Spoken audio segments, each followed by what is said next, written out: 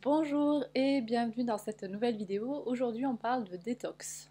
Je m'appelle Nathalie Seni, je suis praticienne en Ayurveda et je vous propose un programme de 21 jours pour découvrir l'Ayurveda. 21 vidéos, chaque vidéo est accompagnée d'un fichier, d'un document que vous pouvez télécharger et aussi d'un exercice pratique. Quand on parle de détox, on parle souvent de jeûne, on parle aussi de monodiète. Et on va voir ça un petit peu plus loin dans cette vidéo. Mais avant ça, on va voir comment les toxines s'accumulent dans notre organisme et quels sont les signes qu'il y a des toxines accumulées. Alors, quels sont les signes d'une accumulation de toxines? Quels sont les signes qui nous montrent que nous avons besoin d'une détox? Si vous avez des selles qui sont mal formées, c'est-à-dire de la constipation ou de la diarrhée, avec une odeur désagréable ou des selles qui coulent rapidement au fond de l'eau, si vous remarquez des odeurs corporelles excessives, notamment au niveau de la transpiration, si vous avez une langue chargée avec une haleine désagréable, tout ça accompagné avec une sensation de lourdeur, une sensation d'affaiblissement, eh bien c'est que vous êtes en état de toxicité, vous avez des toxines qui se sont accumulées dans votre organisme.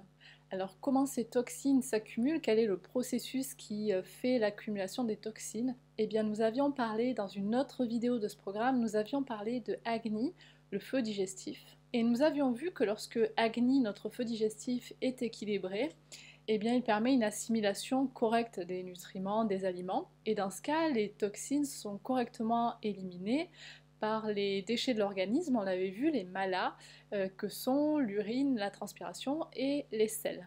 Mais nous avons vu que plusieurs facteurs peuvent venir perturber l'équilibre d'Agni, le feu digestif. Une hygiène de vie qui ne serait pas appropriée à ma constitution, à mes besoins, une alimentation également qui ne serait pas appropriée, des aliments qui ne seraient pas frais, des aliments industriels, une nourriture grasse, lourde, et également les mauvaises combinaisons alimentaires, on l'a vu, perturbent le feu digestif.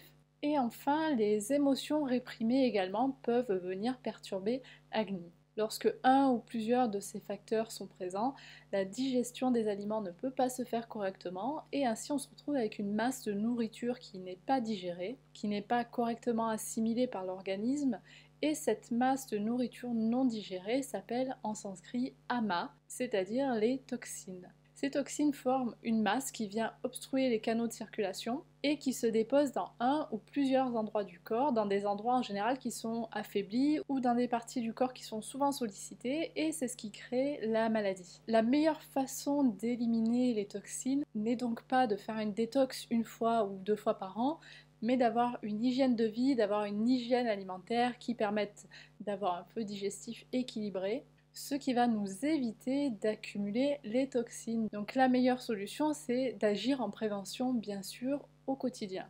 Mais une fois que les toxines se sont accumulées, ok, soit elles sont là, il est donc temps de faire cette fameuse détox. Alors, qui peut faire la détox? Presque tout le monde peut faire une détox légère, sauf en cas d'affaiblissement ou de maigreur. Mais sinon, presque tout le monde peut faire une détox. Il s'agit d'adapter le type de détox à votre cas particulier. Concernant le moment de l'année, la période la plus propice pour la détox, c'est le printemps, la fin du printemps notamment, parce qu'avec le printemps, la chaleur monte progressivement et toutes les toxines qui se sont accumulées pendant l'hiver eh bien, viennent émerger au moment du printemps. Donc c'est la meilleure saison pour envisager une détox.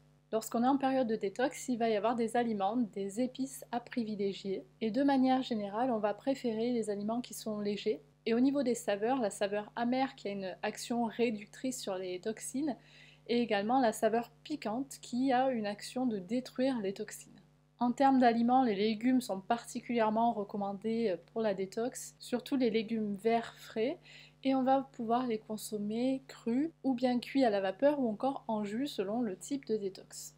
On va cependant éviter tous les légumes racines comme par exemple les pommes de terre, les patates douces qui sont un peu plus lourds. Et puis on va éviter aussi les légumes sucrés comme les carottes parce que la saveur sucrée a tendance à favoriser la production de toxines. Au niveau des plantes et des épices, les meilleures pour la détox vont être les épices piquantes et amères. La célèbre formule du tricatou, donc c'est poivre noir, poivre long et gingembre sec à part égale. Cette formule du tricatou va être très efficace en cas de détox, surtout pour les vata et les kapha. Le tricatou, c'est un mélange que vous pouvez faire vous-même à la maison et vous trouverez du poivre long, on l'appelle aussi le pipali, c'est son nom en sanskrit, vous trouverez du pipali, du poivre long, soit dans les magasins bio, soit sur internet. Donc vous pouvez faire votre propre mélange de tricatou ou bien ça s'achète aussi en poudre ou aussi en gélule. Et vous prenez 1 gramme de ce mélange 2 à 3 fois par jour après votre repas. D'autres épices très bonnes pour la détox et surtout pour les types Vata et Kapha, la cannelle, la cardamome, le cumin, la coriandre, le basilic, le fenouil. Toutes ces épices-là, vous pouvez très bien les utiliser dans vos plats ou encore en infusion pendant votre période de détox. Pour les personnes de type Pitta, on peut utiliser aussi le tricatou, le mélange dont je vous ai parlé juste avant. Cependant, il est très chauffant ce mélange, donc on va l'associer pour les personnes de type Pitta avec des plantes amères comme la gentiane, la berbéris ou le curcuma. Donc pour les personnes Pitta, vous pouvez faire soit tricatou plus gentiane, berbéris, curcuma et vous prenez 1 gramme de ce mélange 3 fois par jour dans du miel après votre repas. Ou bien si vous remarquez que ce mélange est trop chauffant, dans ce cas uniquement gentiane, berbéris, curcuma et 1 gramme de ce mélange 3 fois par jour dans du miel après les repas. Vous retrouverez bien sûr toutes ces indications dans le document que vous pouvez télécharger. Vous avez le lien de ce document en dessous dans les notes, dans les commentaires de l'épisode. Ou bien si vous êtes abonné au programme, vous avez reçu ce document par mail. Allez, voyons maintenant concrètement comment on fait sa détox. Alors il existe de nombreux types de détox. Aujourd'hui je vais vous parler de 3 détox différentes. Première, le régime anti-AMA, antitoxine. Deuxième, le jeûne. Et troisième, la monodiète. On commence par le régime anti-AMA, antitoxine. Alors c'est un régime qui se fait plutôt sur le moyen ou sur le long terme, c'est-à-dire que c'est une détox qui se fait très progressivement, très en douceur, et qui ressemble beaucoup à une alimentation anti-kapha dans laquelle on va éviter les aliments doux, acides, salés, parce que ce sont des saveurs qui favorisent la production et l'accumulation des toxines. Et on va utiliser des aliments piquants et amers surtout, qui vont permettre de réduire et de détruire les toxines. Dans ce régime anti-AMA, antitoxine, on va aussi favoriser les légumes, les épices, quelques fruits et céréales, et on va surtout éviter les huiles, les produits laitiers et les produits animaux qui sont très lourds et qui favorisent l'accumulation des toxines. Deuxième type de détox, beaucoup plus drastique cette fois-ci, le jeûne. Alors pour le jeûne, on va adapter le type de jeûne et on va adapter la durée en fonction de la condition. Pour les personnes de type Vata, on va faire un jeûne assez court parce que les types Vata n'ont pas beaucoup de réserve, donc un jeûne assez court de 3 jours par exemple, toujours à la condition qu'il n'y ait pas d'affaiblissement, pas de maigreur. Pour les Pitta, on peut faire un jeûne d'une durée moyenne de 5 à 7 jours. Et enfin, ce sont les types Kapha qui vont supporter le mieux le jeûne, qui pourront avoir une durée plus longue d'une dizaine de jours. La condition pour faire un jeûne, c'est bien sûr d'avoir suffisamment de force pour pouvoir le supporter. Donc dès qu'on se sent trop faible, il faut bien sûr arrêter le jeûne.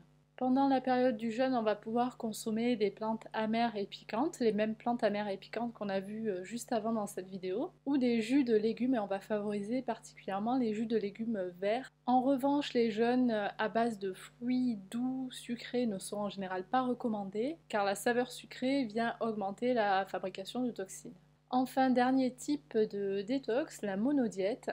Donc là, on est sur un type de détox à la fois douce et efficace, qui convient bien à tous les types de constitution, et on peut faire une monodiète sur une durée de 1 à 3 jours. L'idée de la monodiète, c'est de consommer le même plat tout au long de la journée, et en Ayurveda, il y a une monodiète qui est très connue, qui est la monodiète de Khichari. Le Khichari, c'est un plat qui est composé à part égale de riz et de haricots mongo.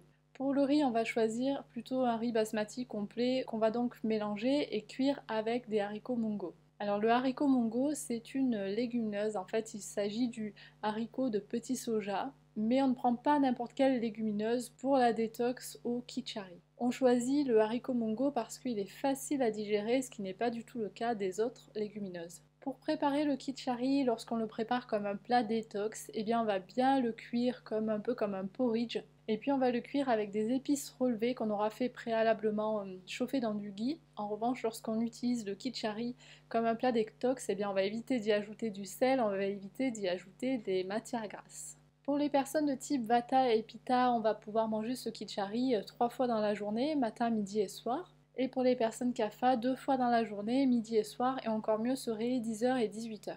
Et enfin, on va pouvoir accompagner ce Kitchari Detox avec des infusions qu'on va pouvoir boire tout au long de la journée, des infusions de plantes amères et piquantes comme on a vu tout à l'heure dans cette vidéo.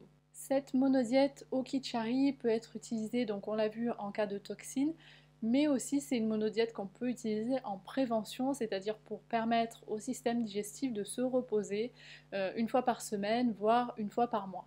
Voilà, vous retrouverez bien sûr toutes ces infos dans le document que vous avez en téléchargement. Et je vous propose d'observer à nouveau, on l'avait fait durant la première semaine de ce programme, d'observer vos urines, vos selles, votre transpiration. Observez votre langue aussi, si vous vous rendez compte que vous avez la langue chargée, c'est un des signes de toxicité. Si vous remarquez que vous avez besoin d'une détox, eh bien vous allez pouvoir choisir parmi les types de détox que je viens de vous donner pour choisir la détox qui est la plus adéquate pour vous. Voilà qui termine ce programme de 21 jours de découverte de l'Ayurveda. Si vous voulez voir ou revoir les vidéos, elles sont bien sûr toutes disponibles sur la chaîne YouTube. Et puis le programme est terminé, mais votre aventure avec l'Ayurveda, elle ne fait que commencer. Donc je vous souhaite de magnifiques observations et je vous souhaite un beau chemin. Namasté.